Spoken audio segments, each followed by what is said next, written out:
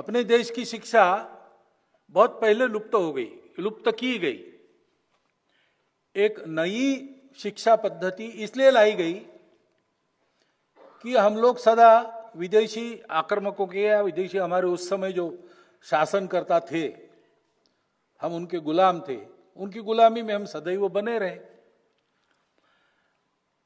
इस देश पर उनको राज्य करना था, इस देश का विकास नहीं करना था। और इसलिए सारी जो प्रणालियां उन्होंने बनाई उसमें हम इस देश पर राज्य कैसा कर सके इसको ध्यान में रखकर उन्होंने बनाया।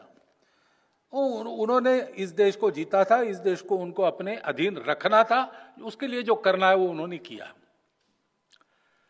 लेकिन अब हम स्वतंत्र हो गए तो हमको राज्य चलाना केवल नहीं है, प्रजा पालन करना है। उसकी मानसिकता निर्माण होना, उसके लिए आवश्यक वो सारी जानकारी भूतकाल की भी बच्चों को मिलना, जिससे उसमें ये गौरव पैदा हो सके कि हम भी कुछ है, हम भी कर सकते हैं, हमने करके दिखाया है। ये सब परिवर्तन होना आवश्यक था। थोड़ा बहुत होते होते पिछले सालों में और इसका अवेयरनेस ज्यादा बढ़ा है और इसलिए नई शिक्षा नीति में ये सारी बातें लाए, ऐसा प्रयास चल रहा है। कुछ बातें हो गई ऐसा मैं सुन रहा हूं, कुछ बातें होने वाली है, लेकिन शिक्षा में ये प्रणाली इस प्रकार बदलना, प्रशासन में भी इस प्रकार की प्रणाली बदलना ये आवश्यक है। उदाहरणार्थ मैंने सुना, अब वो पुरानी बात है, अब होगी ऐसा नहीं। नागपुर में, मैं नागपुर का प्रचारक था, तो एक सज्जन आ गए, वहां इनकम टैक्स कॉलेज है, केरल से आए थे, आईपीएस कैडर के थे। वो कार्यालय ढूंढते ढूंढते आ गए और मुझे अटल बिहारी वाजपेयी से मिलना है। तो मेरे कार्यालय प्रमुख वो यहाँ नहीं मिलेंगे। नहीं, यहाँ से उनके पास मेरा संदेश जा सकता है। तो वो जनसंघ का कार्यालय, उस समय बीजेपी थी, बीजेपी का कार्यालय है, वहां जाइए। तो उसने कहा वहां गया था, वहीं से यहाँ भेजा है। तो अब क्यों भेजा मुझे मालूम नहीं, मैं नागपुर का प्रचारक था इसलिए मुझे मेरे सामने ही उनको भेज दिया।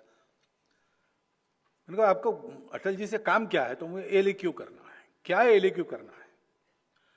तो उनका मैं केरल से आता हूँ, केरल में हम लोग अपनी वेष्टी मुंडू वो लपेट के, एक कुर्ता पहन के, हाफ शर्ट अथवा फुल कुर्ता वो पहन के हम ऑफिस में जाते हैं, ऑफिस में काम करते हैं।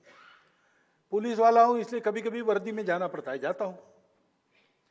यहां मैं आया, नागपुर इतना गर्म प्रदेश है, गर्मी के दिन भी थे वो, मैं ऐसे ही वेश में गया तो मुझे डांटा गया कि you have to follow the etiquettes, और ड्रेस कोड है। तो मुझे लगा ठीक है, तो मैंने जाकर खादी भंडार में कुर्ता पैजामा जैकेट सब खरीदा, वो पहन के गया। उनका ये नहीं चलता है, ड्रेस कोड ऐसा है, पूरा सूट चाहिए, कोट टाई वगैरह वगैरह सब।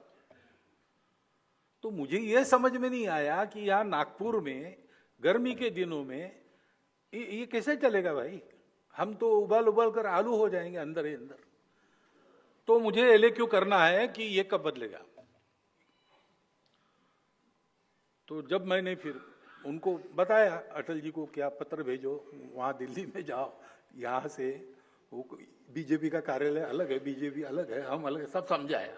वो मान गए, अच्छे थे, गए होंगे पता नहीं। लेकिन इसकी चर्चा मैंने की तो लोगों ने बताया कि हमारे प्रशासनिक सेवा में ड्रिंकिंग एटिकेट्स सिखाए जाते हैं। अब ड्रिंकिंग एटिकेट्स ठीक है, पाश्चात्य देश, ठंड देश है, वहां ये उपाय करने पड़ते होंगे, तो वहां उसका एटिकेट भी है। हमारे यहाँ फॉरेन सर्विस में जो लोग जाते हैं शायद उनको ये ट्रेनिंग लेना पड़े, लेकिन सदा सर्वदा सबको ये सिखाने की क्या जरूरत है?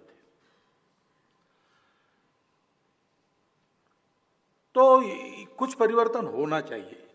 सब ऐसा ही है ऐसा मैं नहीं कह रहा हूं, स्वतंत्रता के बाद कुछ तो बदला ही होगा, क्योंकि अब लोगों का पालन भी करना है, लेकिन अभी भी गुंजाइश है।